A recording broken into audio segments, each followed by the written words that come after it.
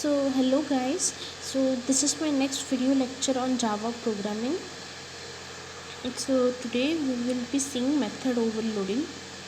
So what exactly happens in method overloading is that you will be having a number of methods whose name will be same, but there will be difference in their parameters. Suppose we have to perform only one operation having same name.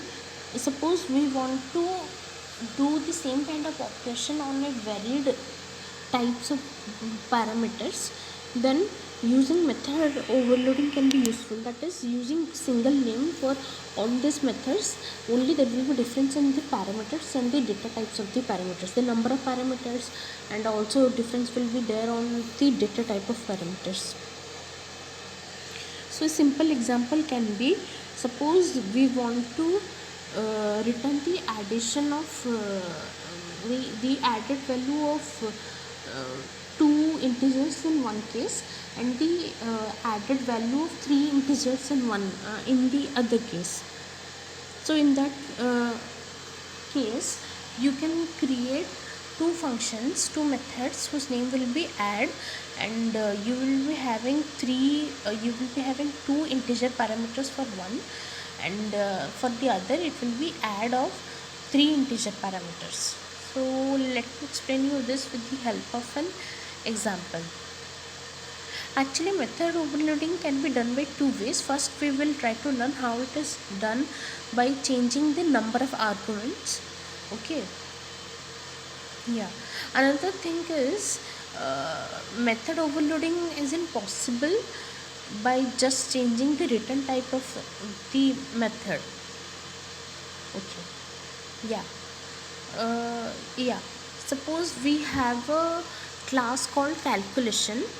Okay, in that we have two methods. Say one is int add, int a comma int b, return a plus b, and the other one will be int space add, int a comma int b comma int c, return a plus b plus c.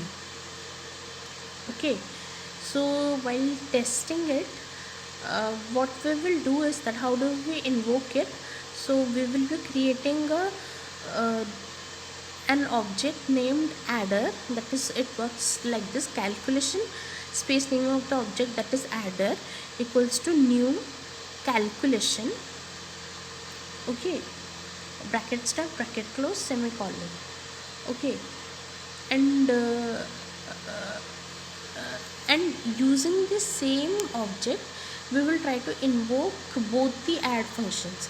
So in first case, what we will do is, we will do adder.add of 11 comma 11 system.out.println adder.add 11 comma 11 bracket close, okay, semicolon, and in another line we will print out system.out.println adder.add 11 comma 11 comma 11.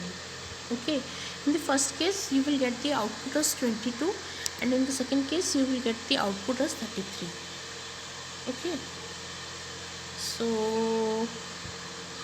the video is only around close to 4 minutes long, so that's okay.